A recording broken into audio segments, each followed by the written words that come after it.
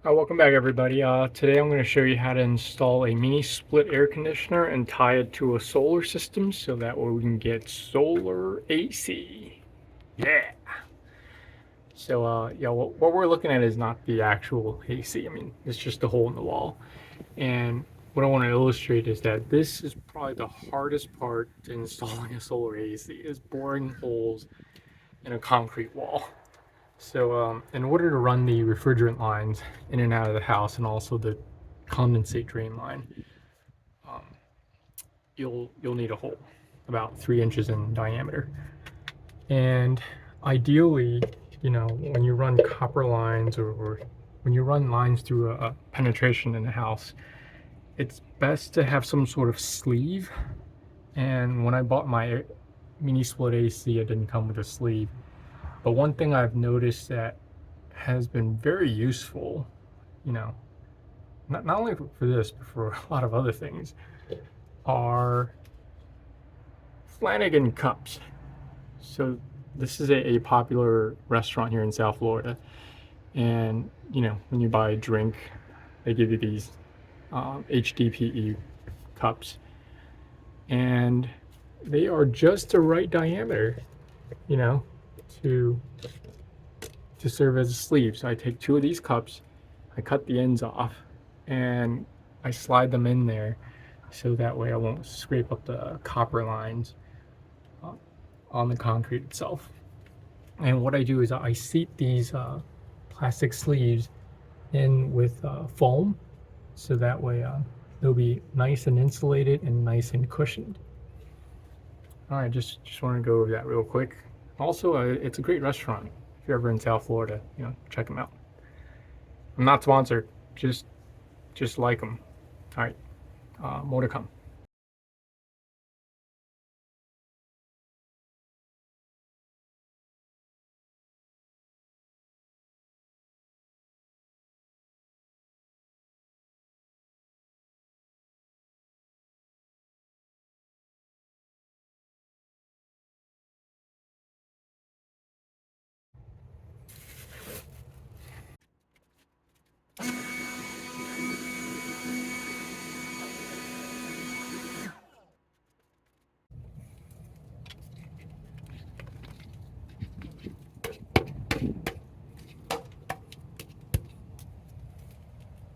Perfect.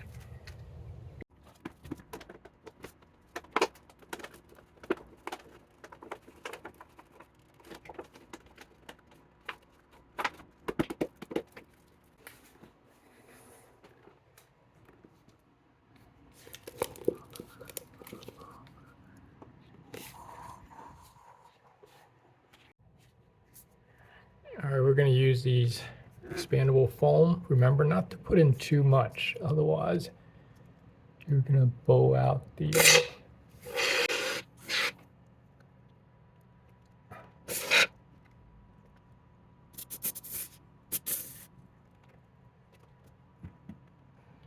get the rest from the other side.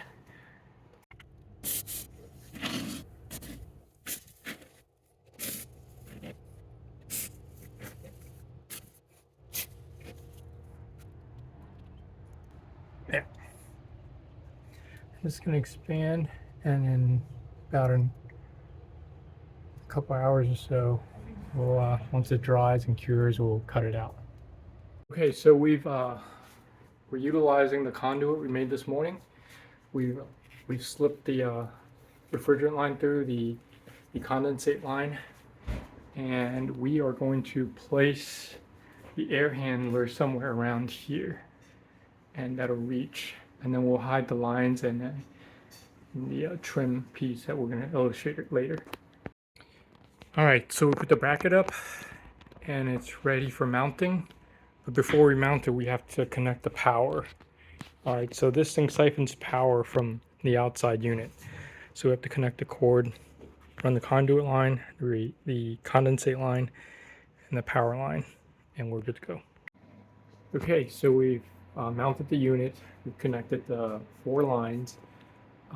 It's behind the trim there are 2 refrigerant lines, high pressure, low pressure, condensate line, and also a power line.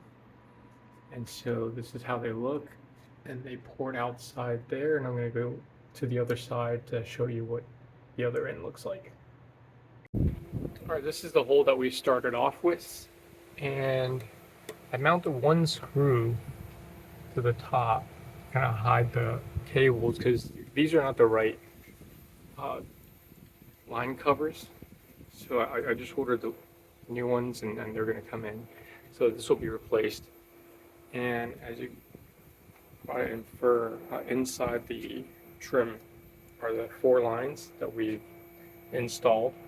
Condensate line, low pressure, high pressure, and the what do you call it? Power. Yeah. And it is connected to the condenser compressor unit. And it's not just stable into the ground. And right now it's just plugged into an extension cord, because these are 115 units, or they run off of 120, which is super convenient. So yeah, and that power is all coming from solar. So we are literally cooling the house through light. Anyway, yeah, this is really awesome, and if you're into solar, you have to do this. I mean, it's almost a no-brainer to cool the house with free energy. All right, hope this video, well, these videos, I hope they help you, and all the best.